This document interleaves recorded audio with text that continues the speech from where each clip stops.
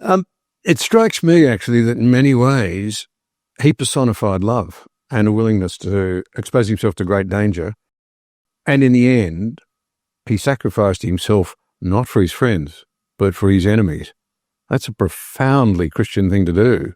Well, that's the ultimate Christian thing to do. Now, the question, I suppose, is, was it always in the back of his head that this is how it could be?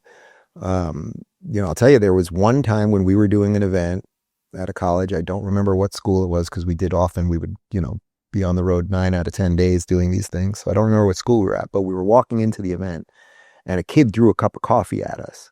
And, I'm usually dressed like this with a blazer and a nicer shirt, and he would just go in with the t-shirt. And it kind of got all over me, and I was like, oh man, my nice jacket, whatever. And he looks at me and he goes, well, Dave, that's why I wear a t-shirt.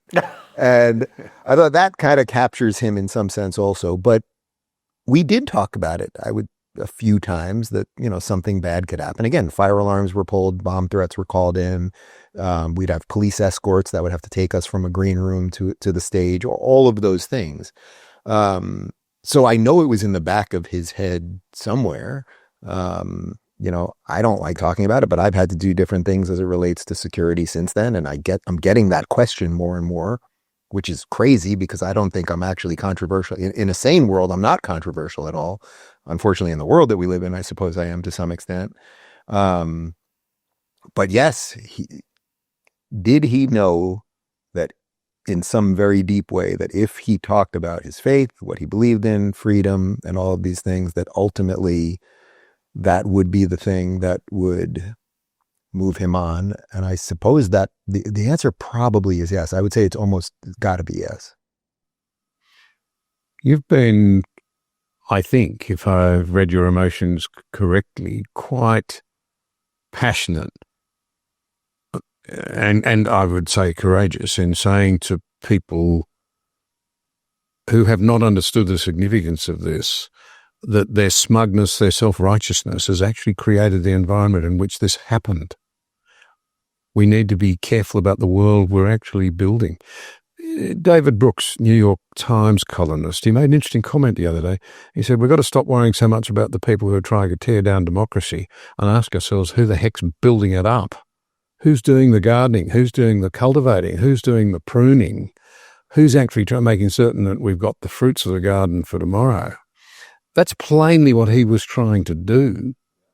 His opponents have been not just tearing us down, but actually neglecting the things that prune the garden. Well, it's very easy to destroy. Very, very easy to destroy. It takes a lot to build, right? I mean, you can break down an institution pretty damn quickly. I think we've learned that across the board in our institutions in both of our countries. You can do that very quickly. To build those institutions in the first place, to build a country, to build infrastructure, to build places of higher learning that are going to actually teach the next generation. I mean, these things are almost comically impossible to do.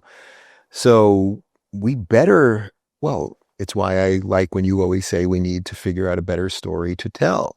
It's kind of crazy if you think that we're living in 2025 and the West, which, if you just look at the post-Enlightenment world, we've offered more freedom, more opportunity to more people than it could have ever been imagined. The United States specifically, I mean, we became the hub of the world. We're still the jealousy of the world. All the people that purport to hate us, whether they live in our country or they live across the world, they still want to live there. Nobody leaves the United States. The craziest anti-American Marxist in the United States does not leave the United States. And yet we are now, as we tape this, we're likely 2 weeks away from electing a full-on communist or Marxist, it depends what language we want to use, as mayor of New York City, the most important city in the world. So you better build. And I would say that's why, as I said earlier, when I was in California, I was fighting against something, but I like being in Florida now where I'm fighting for something. And those are very different things. It's not that it's not worth fighting against something. Of course it is. And sometimes you have no choice but to fight against something. Right now, for the stage of life I'm in, I like being in a place that's flourishing and spreading the ideas and helping the institutions and helping the politicians and the cultural figures that will strengthen those things. And that's what everybody, it's your duty as a citizen to do that, because guess what?